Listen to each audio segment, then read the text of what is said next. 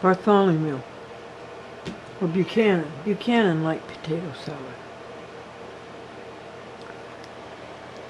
Well, let's see.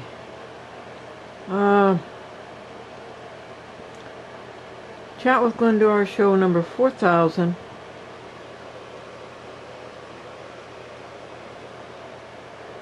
$500 -1 to 4,000 2 4 6 6 4,045.07 4,507. 7 editions are done. 8 editions are done. No, 6 editions are done.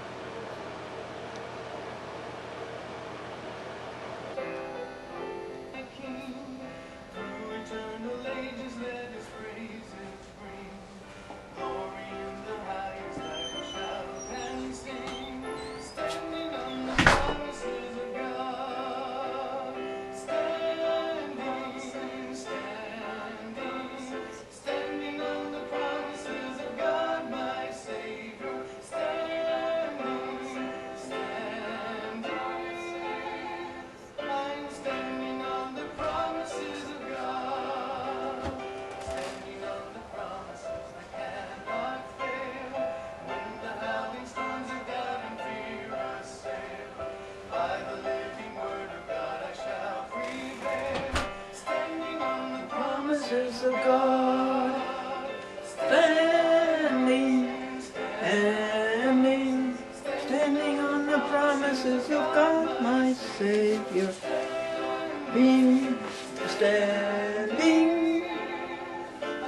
standing on the promises of God. Hey there, folks, how are you?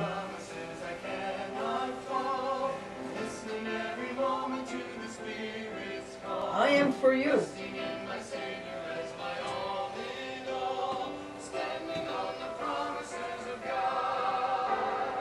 This is still Christmas.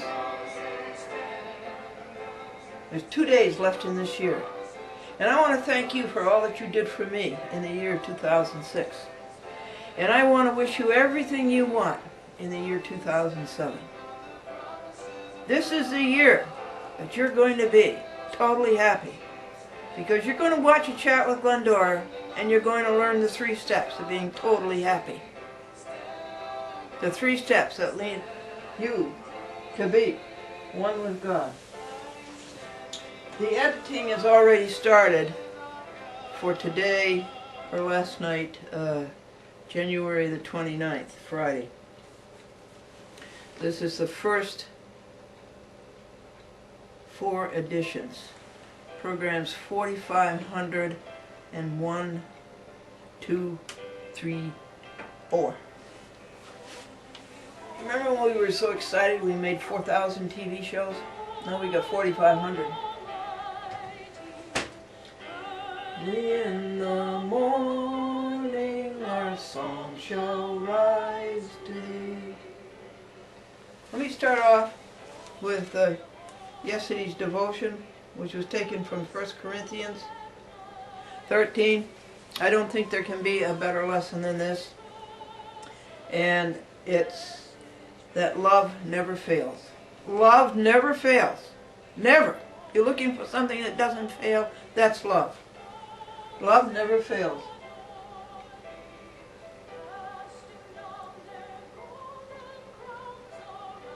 Everything else will vanish away, folks. Everything.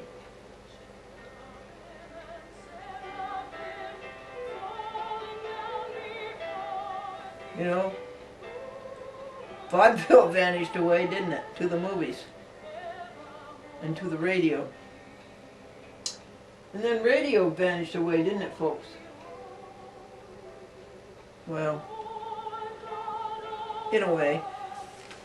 The movies, in a way, lost their 100% attention.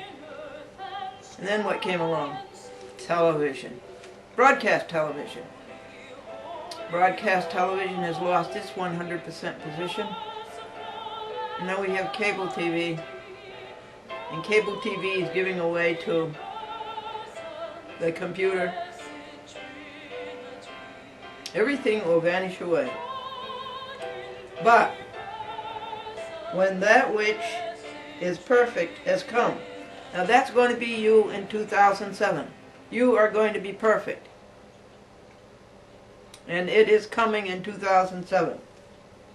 Remember now, this is 1 Corinthians 11. The famous one. Written by the Apostle Paul. The minister said to the confirmation class, "What is an epistle?" And the girl said, "An epistle is the wife of an apostle." Paul says, "When I became a man, I put away childish things." There's a lot of childish things we should put away. And there's a lot of childish things we should keep. You know, this is sort of antithetical. Because elsewhere, you know, Christ said, unless you become as a child, you don't enter the kingdom of heaven. But that's all right. You know what you're up to.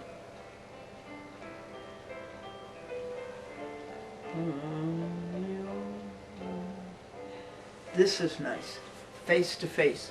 You want a good pure thought for today, January the 30th, the day before New Year's Eve, the day before 2007 starts. You want a good pure thought? 1, face to face. 2, face to face. 3, face to face. Face to face to your God, where all your wealth is, and your success, and your riches, and your attainment, and your love, and your beauty, and your wisdom. Face to face. 4, face to face. 5, face to face. 6. That's counting pure thoughts. Now here comes the kicker. This is the best of all. This is 1 Corinthians 13:11. 1 Corinthians 13:11. And now abide faith, hope, love. These three. But the greatest of these is love. You said it. Now abideth faith, hope, love, these three. But the greatest of these is right. What are the three things you're going to do in 2007? In the last 2 days of 2006. The first thing in the morning, you're going to face with God. The first thing in the morning. Pick up your devotional, go to the bathroom, and face to face. The first thing. You'll love what you hear. The second thing is every 15 minutes rejoice. What you rejoice for, 9:45. Oh, excuse me folks, she wants some water. It's kind of cute though. She's I don't want to disturb her. She's got her face way down into the glass. The water level's too low. Okay, we'll let it go because we don't want to disturb her. I'm going to move on to some jokes, and then I'm going to move on to something that's tremendously stirring. So, taste of glory divine, air of salvation, you, of God, purchase of God, born of the Spirit, washed in His blood. This is my story, this is my song, praising my Savior all the day long. This is my story, this is my song, praising my Savior all the day long. Translated, that is, alone time with God the first thing in the morning. Rejoice every 15 minutes. We got 2 minutes to go before 10 o'clock a.m.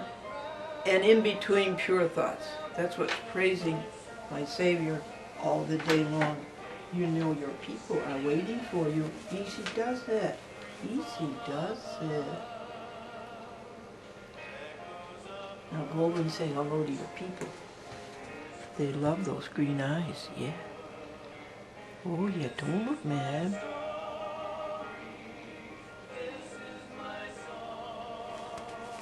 Okay.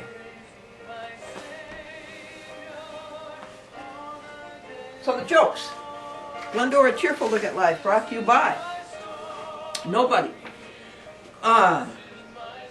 The teacher said, write a paper on toadstools. And the little girl wrote, toadstools live in damp places.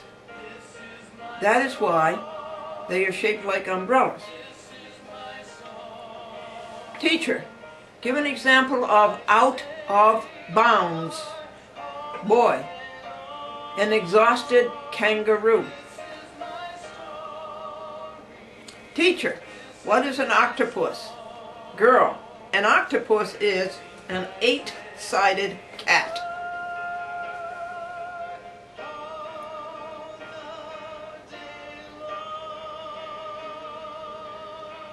Billy calls it his enthusiasm stew. He puts everything he has into it. Mommy, you know that vase has been handed down from generation to generation to generation. Yes. Well, this generation dropped it.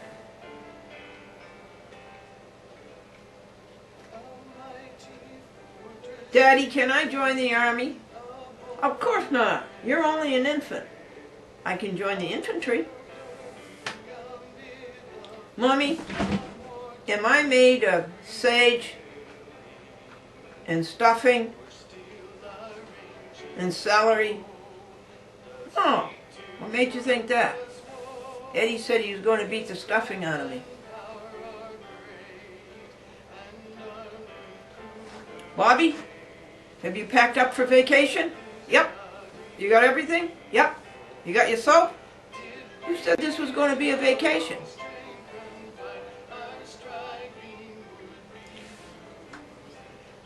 Grandmother to granddaughter, would you like to see the cuckoo come out of the cuckoo clock?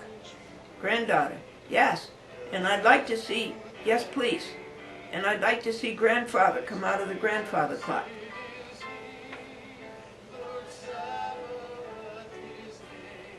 Betty said that when she was young, she had plenty of men at her feet.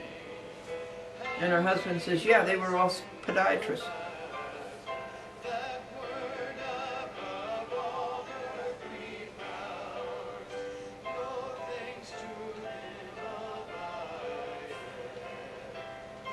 Charlie said that his little brother is only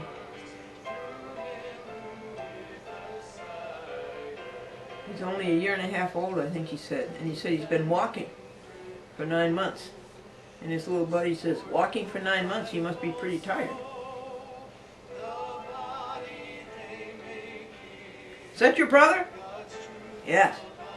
Well, he's kind of small, isn't he? Well, that's because he's my half-brother.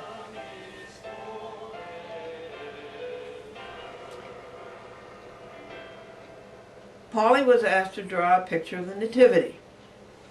And the Sunday school teacher says, oh, it's very nice. There's Jesus, there's Joseph, there's Mary. What's this over here in the corner? What's this box in the corner? That's their TV set.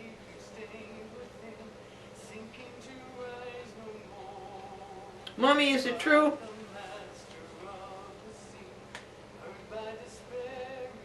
That I come from dust and will return to dust? And Mommy said, yes, of course. And the little girl says, and how come when I go swimming I don't get muddy? Here we go. This is rather dismal.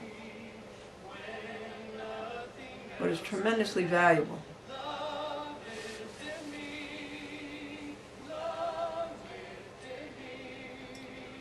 Robert M. Callagy.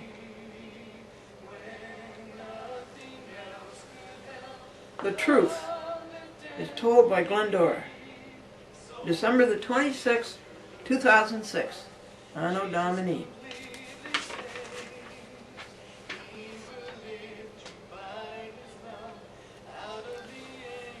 In the Gannett newspapers, the publishers of USA Today and the Journal News in Westchester and many other newspapers across the country,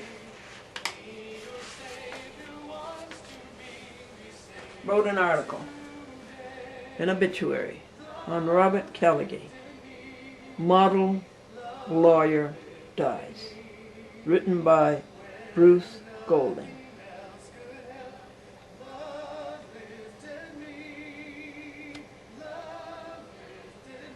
I've known Robert Callagy inside and out for 13 years. Indeed, he is, or was, a model lawyer. Lying, cheating, obfuscating, ever ignoring the facts, ever ignoring the law, ever violating the law, slithering, stealthy, ambush and ambush, ever covering up, ever misrepresenting, ever sneaking, ever colluding with the judge, never agonic, but always finding an angle. Yes, he was a model lawyer.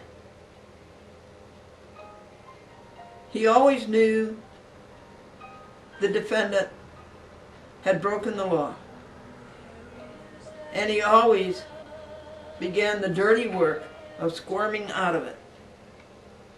He always entered when the lawbreakers got caught. Yes, he was, his whole life, a liar for hire. Yes, indeed, a model liar for hire.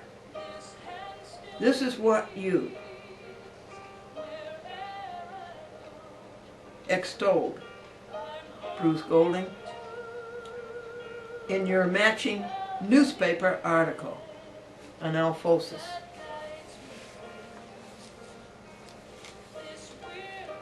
First Amendment champion, says the newspaper subheadline, represented Ford, Random House, Rye, lawyer Robert Callagy, who handled landmark lawsuits,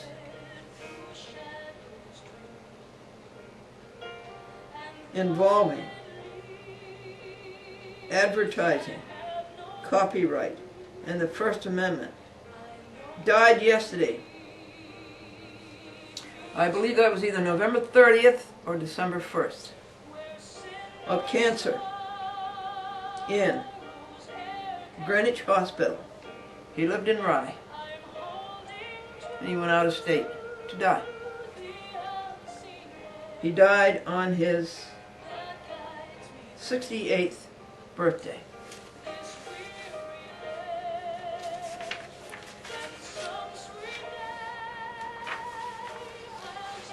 There's a lesson here for you boys and girls who think you want to be a lawyer. Beta, quote, First Amendment champion, unquote. Ha ha, ho ho, and he he. You too, Bruce Golding, are a liar for hire. Cablevision took Glendora's program off TV in Nassau County. At that time, it's 430,000 subscribers. I would say that the satellite has nibbled away at that high number, and now coming in is Verizon. And Cablevision is just ashamed to tell you how many subscribers they have now. And Callagy defended them. He lost in Silverman's court.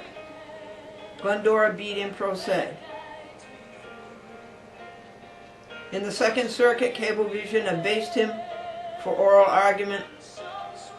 They called in former FCC Chairman Mark Fowler to stand up to Glendora, a pro se Pro se means no lawyer.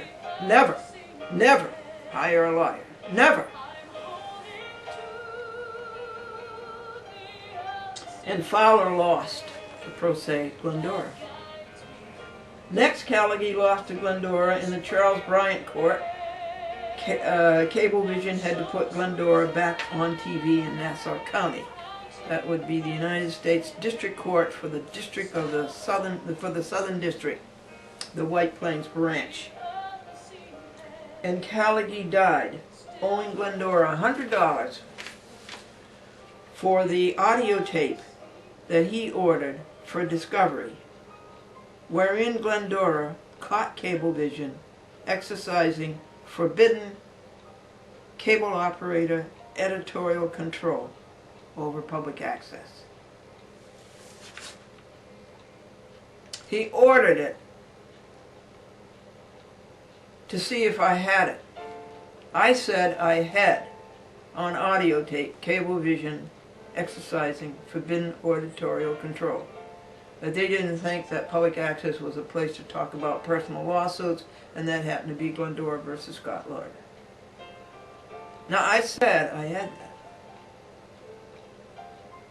And so he asked me to produce it. And I told him the price was $110. Then Mark Fox asked me if I had it with me one day in court. And I said, no, but I can get it, and I'll be back in a half an hour. And I went and I found it, and I played it. And after Mark Fox heard first 4 sentences, he knew that I had what I said I had. And Callagy knew that. And then Callagy didn't want to pay the $110. And he died owing the money.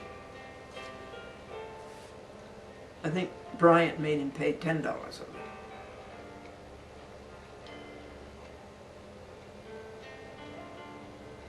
Forbidden cable operator editorial control is federal, state, and municipal law. 47 of the United States Code, Section 521 et sequitur. Title 16, New York Code and Rules and Regulations, Section 595.4, and every municipal franchisor. No cable operator can exercise editorial control over public access. It is a public forum. That's why it boils down that public access is the only free press left. You hear what the big corporations want you to hear. You don't hear what the big corporations don't want you to hear. Do not believe the 6 p.m. news. Do not believe CNN. You're not getting the truth. You are being manipulated. The Second Circuit remanded Charles Bryant's cheat, where he, too, lied. Oh yes, Charles Bryant, a United States judge, lied. And I have it all. It's all on the record. And I have the proof. Would you like to have me produce that too? That'll be $500. Bryant had to do what the Second Circuit told him to do. That would be Judges Minor, Van Grafelen, and Mahoney. And Callagy lost again. The model lawyer lost again, to a pro se. The New York Times covered these victories for First Amendment, as did the New York Law Journal. It was on the front page of the New York Law Journal. Pro se beats Park Avenue lawyer. As did Newsday Long Island on a full page, and as did Multi-Channel News, and as did the Westchester Law Journal. But where were you, Bruce Golding? Where were you, Gannett? You wouldn't write anything about Glendora, because Glendora sued you. And Mitch Broder. So you were in a sulk. And as I say, you get only what they want you to hear. You, Gannett, were at your usual grind, violating the First Amendment and printing only what you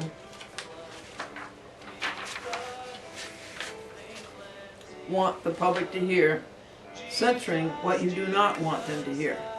Gamma, Public Forum. The Cable Television Policy Act of 1984, codified as Title 47 of the United States Code, Section 521 ex sequitur, mandated that public access is a public forum. So in addition to being a traditional public forum, we became a designated public forum. We were traditional because we started way back in the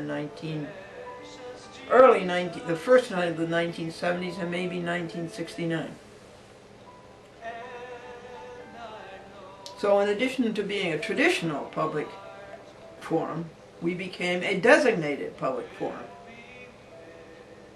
And Congress called us an electronic soapbox. In effect, I am standing up in the park in your community and I am addressing you with your opportunity to address me. And I'm doing this electronically. This is an electronic soapbox. This is First Amendment, sidewalk free speech, which deserves and gets the utmost protection. And you, Bruce Golding, Gannett, call Rogue Callagy a First Amendment champion. Cablevision, to get even with having to put Glendora back on TV in Nassau County in 1995, began a cascade of censoring in Westchester, nibbling away one franchise TV system at a time. Cablevision took it off in Yonkers, took it off in New Rochelle Pelham, took it off in Harrison, Portchester, took it off in New Yorktown, took it off in Ossining, took a chat with Glendora off in Peekskill. This great First Amendment champion. What a lie, Bruce Golding. What a lie, Gannett.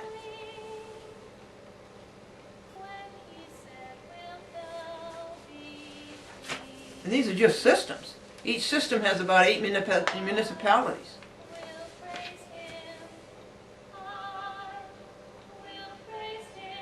They tried to take it off in Cross River, which is a pretty big system. It's North Salem, Lewisboro,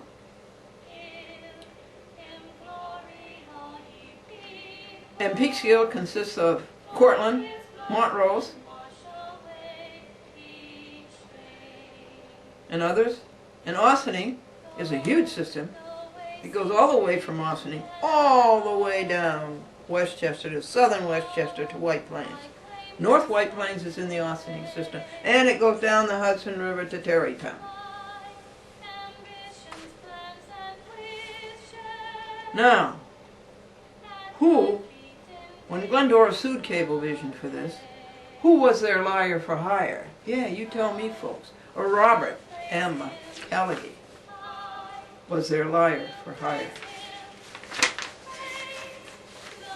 The model liar.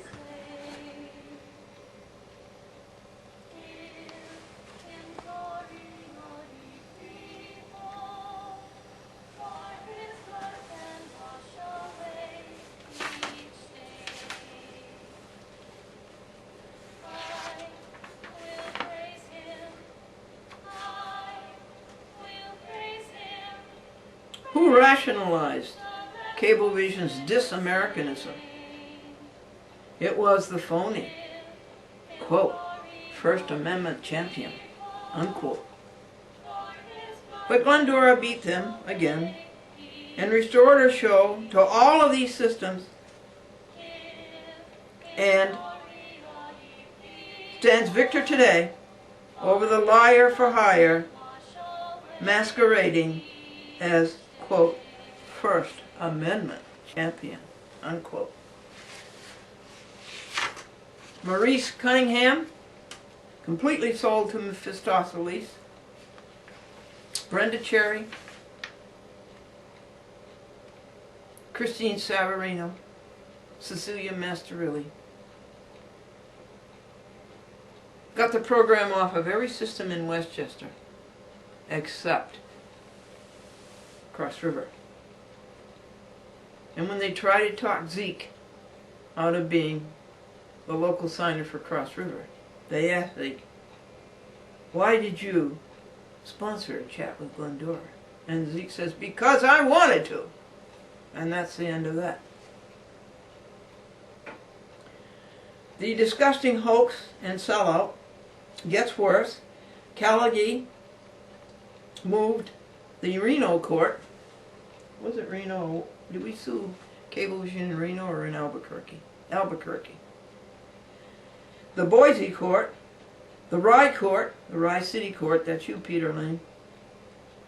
The White Plains court, the Harrison court, that's you, John M. Voch. The Yonkers court, ad infinitum, to prohibit Glendora from filing any more cases. Now, how is that for championing the First Amendment? First of all, they attack the First Amendment on free speech, television, electronic soapbox. Then Callagy goes to the courts and asks the courts, don't file any more Glendora lawsuits. How's that for First Amendment? Bruce Golding, Gannett newspapers? Can your lie get any more disgusting than that? Satterlee, Stevens, Burke. He never succeeded in stopping Glendora from suing. The affluence continues. This very day, Glendora has Cablevision in 6 courts. Maybe more. We got them in the Supreme Court, Appellate Term, 9th and 10th Judicial Districts. We've got them in, this is a little kitty cat for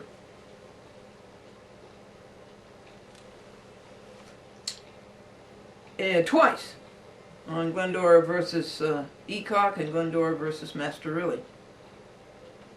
We still have them in that court on Glendora versus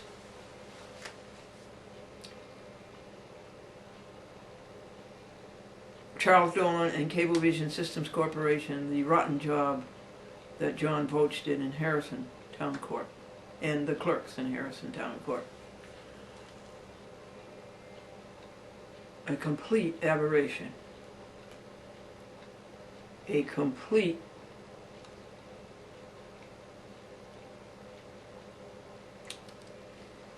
diversion from what is right,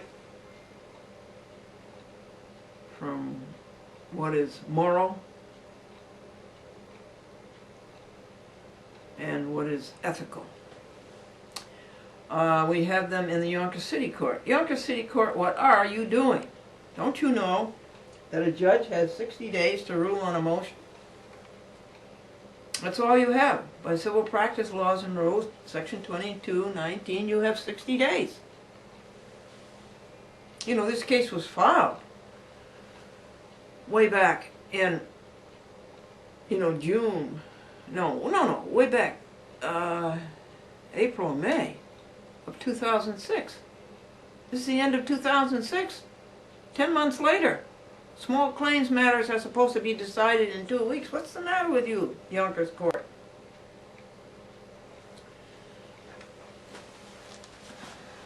Where else do we have Cablevision?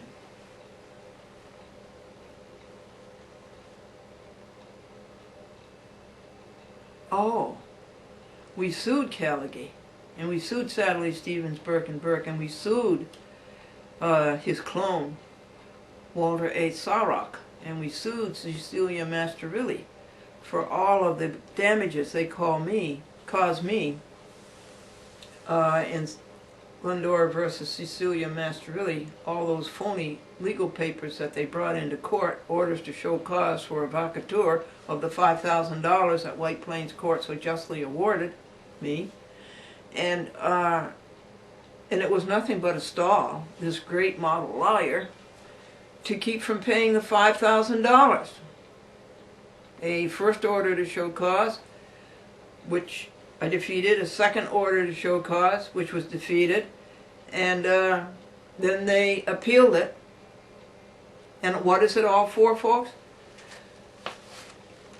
The model lawyer, Robert Callagy, and Satterlee, Stevens, Burke, and Burke, and Walter A. Sarrock and Cablevision are too cheap to pay the $5,000 judgment that Glendora won. So I sued them for the damages they caused me with their frivolous litigation. So that's another one. The trial on that one is January 24th. Please come. Everybody's invited. Come at 4 o'clock in the afternoon to White Plains City Court, County of Westchester, State of New York, 77 South Lexington Street. Come. Everybody's invited.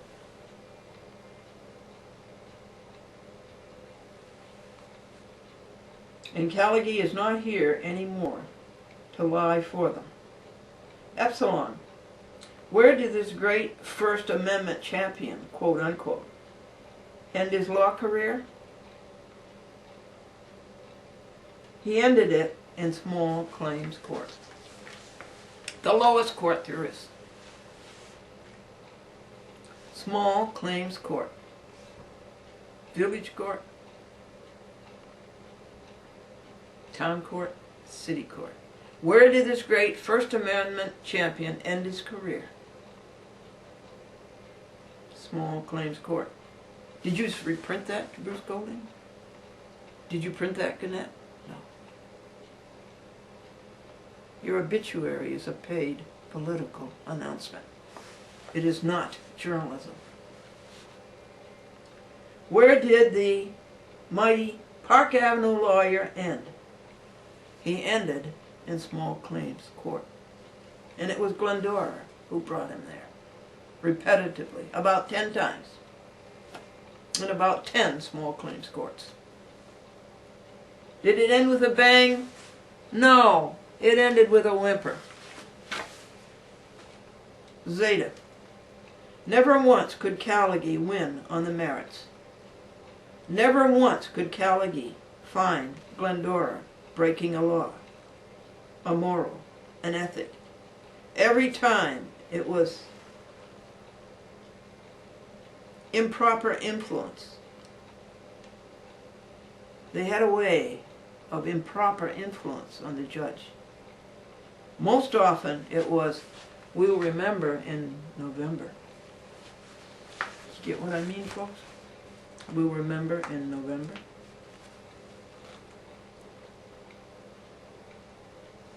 And the jingle in Cablevision's pockets. And yet, Cablevision is too cheap to pay the $5,000 that they lost in court. Isn't it amazing? You wouldn't believe it, would you? Except they're here every week. I'm giving you the record. Ada.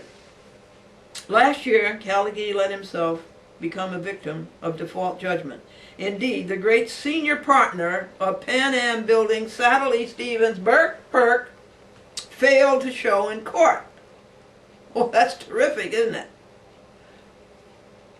Glendora won a default judgment against the failures of $5,020. The special in large-scale commercial litigation, quote unquote, fumbled ignominiously. Go back to the obituary. And here it is. The specialist in large-scale litigation who ended up in small claims court. He ignored it in puerility, childishness. Glendora sent the Westchester sheriff after them to get the $5,000. Finally, in a stupid, ignorant bungling, he tried Callagy for a vacatur.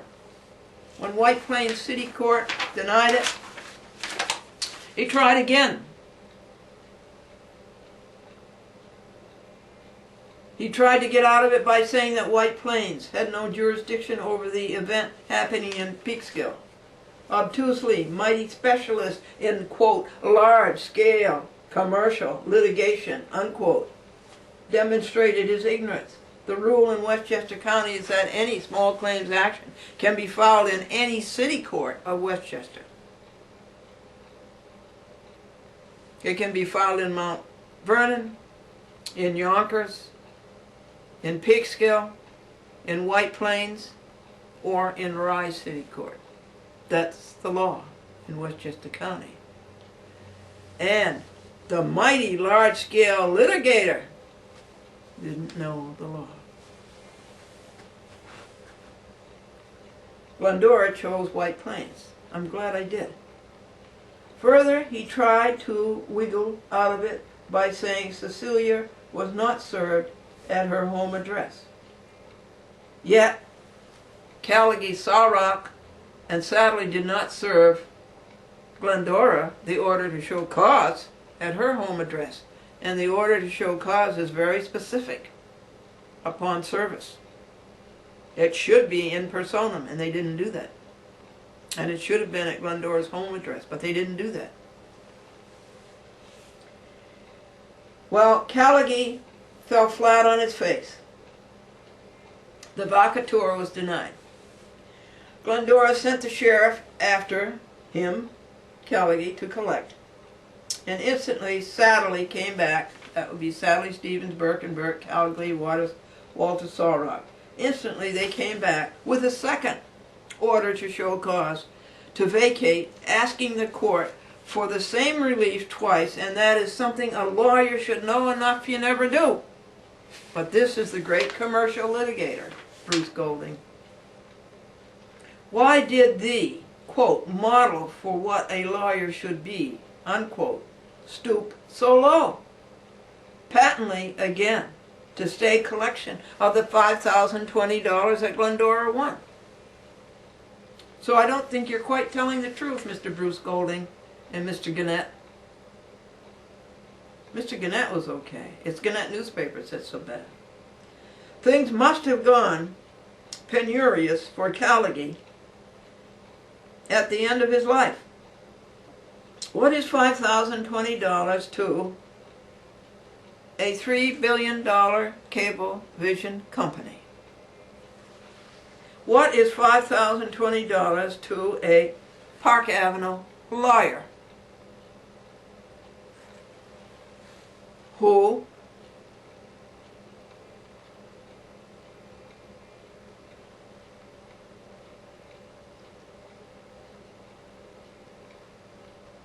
detestably charges $800 an hour? Is it the acquisitor's last stand? Is it the acquisitor's last stand? Satterlee was excoriated by the White Plains City Court primus for asking for the same relief twice, and secundus for, quote, civil practice law and rules, section 3211, Bowlegs 7, Bowlegs A.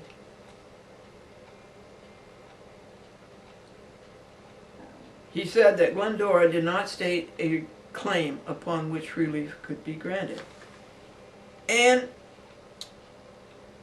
Judge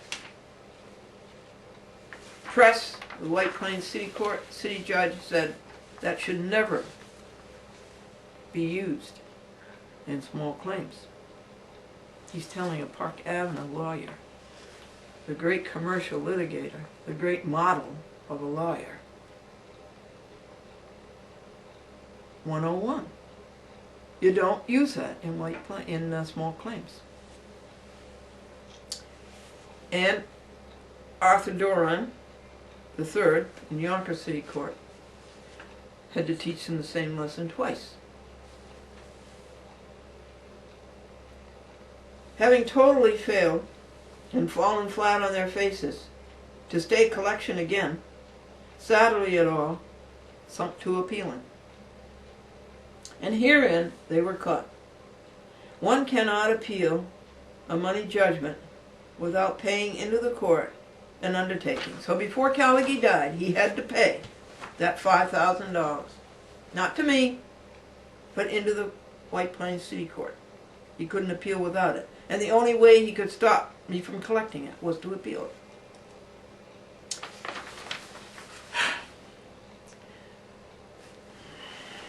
That's called, when you do that, when you pay $5,000 into the White Plains City Court in order to appeal it, you can't appeal it unless you do. That's called an undertaking. It's called an undertaking. And next, it's a funeral. Do you realize what's going on here, folks? Well, if you do, tell me. Face to face, in a mirror, I see dimly. That's the Greek word, enigma. In a mirror, I see dimly. But now, I'm face to face. Explain it to me.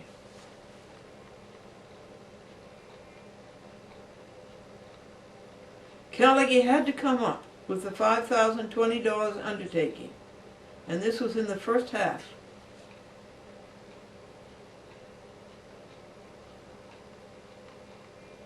of 2006. In the last half of 2006, the undertaking becomes a funeral. His last communication to Glendora was a limp letter. Stop the collection, since the $5,020 was paid into court. In White Plains City Court, I asked you for a copy of that $5,020 check. I wanted to see it. And you don't have one. That's not good. Clerk, your job is to keep the record. Quote-unquote undertaking had a double meaning for Robert M. Callagy. Before winter, he was dead. Theta. Here lies Robert Callagy. Lies, quote-unquote, has a double meaning. Kappa. Glendora grieves. She tried hard to get to Callagy's soul and get him to acknowledge it, to repent, to atone. Every legal paper that went to the court had a prayer for an afflatus, for success, for finding the oneness with God. Now maybe he did. I did not see him on his last days. Maybe he did. Maybe it will be revealed someday to us. He continued working, this is a quote, he continued working until 2 weeks ago, unquote, before he died on his birthday. Quote unquote working.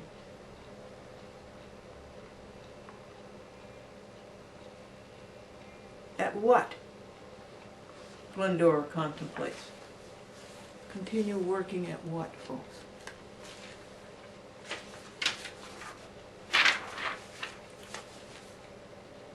Lambda, 6 days later, Glendora stood alone before 3 appellate judges of the Supreme Court of the State of New York. Oral argument. Why the $5,020 should be released to her, its rightful owner. Did Callagy take the $5,020 with him, folks? No, he didn't.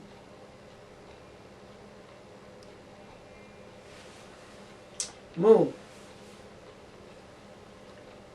He was from the old school.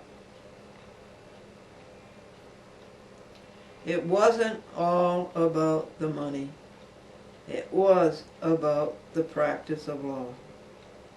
It really meant something to him.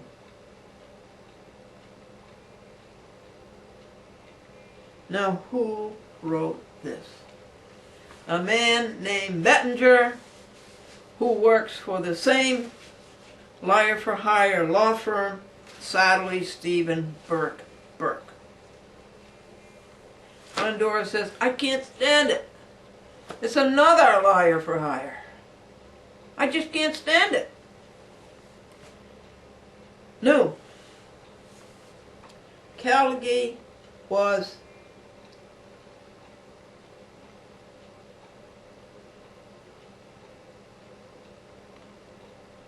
the lawyer for the Journal News. Now you begin to see it all, folks. The Journal News is the one that's writing all these lies. Bruce Golding. Where he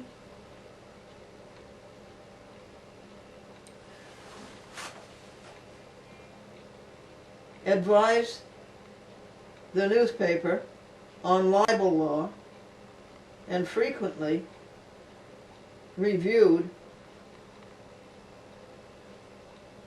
controversial stories before publication. Quote, this is a great loss, unquote, said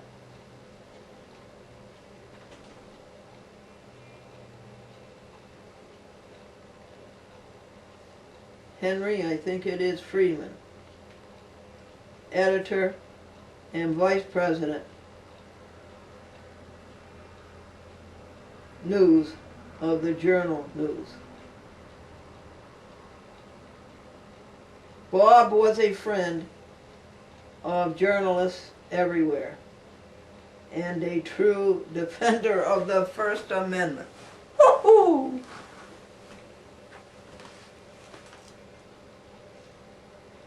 God bless those people.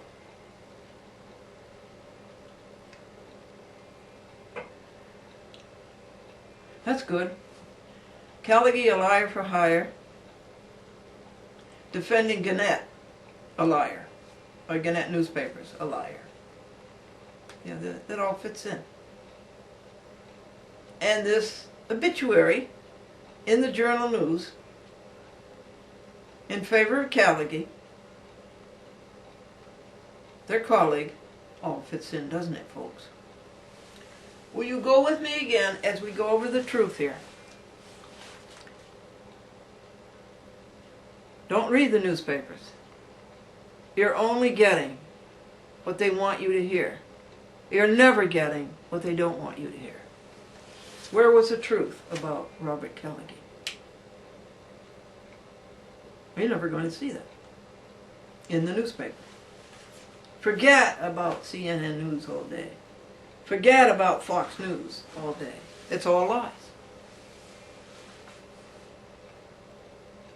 In their favor and against you.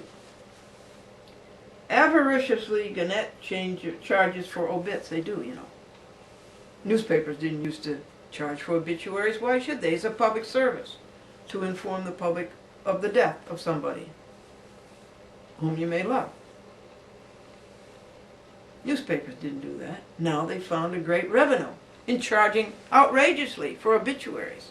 So what about this obituary on Robert Callagy, Gannett's colleague? Avariciously, Gannett charges for obits, and here is one they let in free admission. Now, Barbara Wall, Vice President and Executive General Counsel, the Gannett Company. What a terrible job that is. Which owns the Journal News. And Callagy said that Callagy's death marked, quote, a very sad day for those of us in the news business. Well, let me tell you, they're not in the news business. They're in the business, but it isn't news. They don't give you the news. So I say about Barbara Weil, is it? W-E-I-L. I say about her, that's crocodile tears. We move on to Omicron. And if they're in the news business, why don't they have larger print? You want to know why? Because then they won't have larger space for selling advertising. What's it all about? And you're the sucker. Now,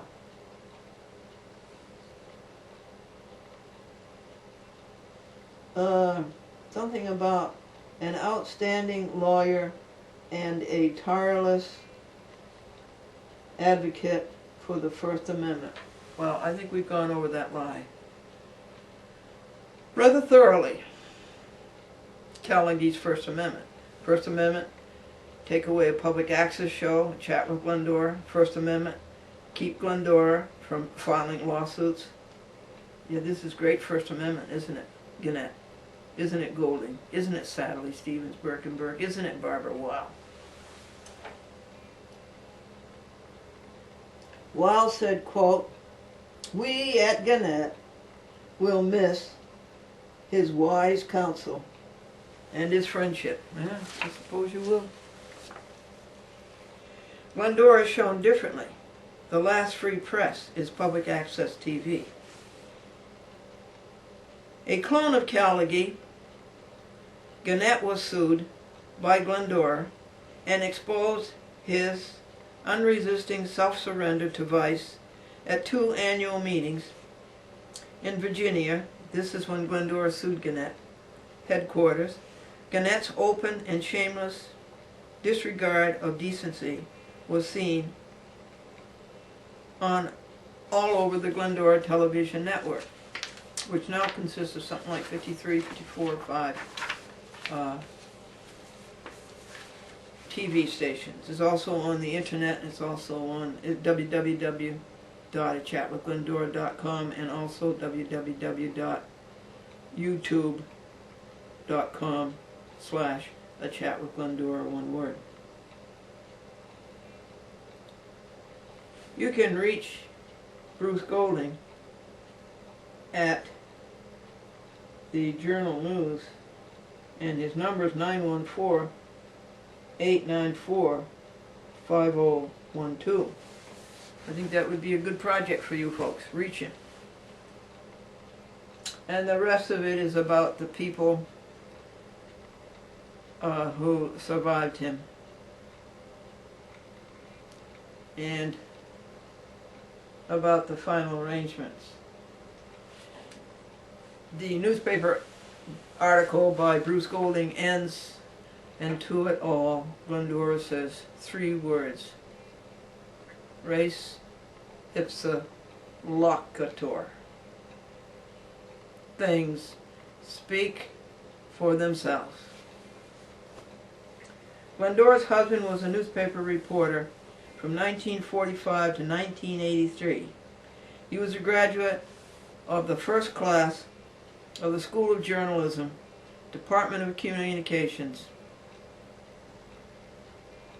of Boston University.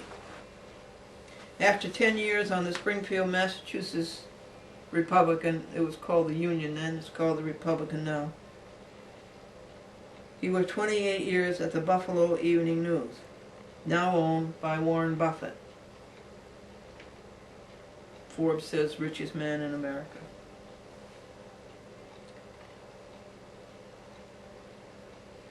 Franklin Buell died at 84 years of age on October 18, 2003. He left Glendora 60 volumes of the stories that he covered.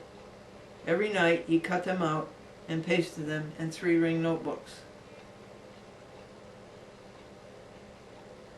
And Glendora knows what good newspaper reporting is.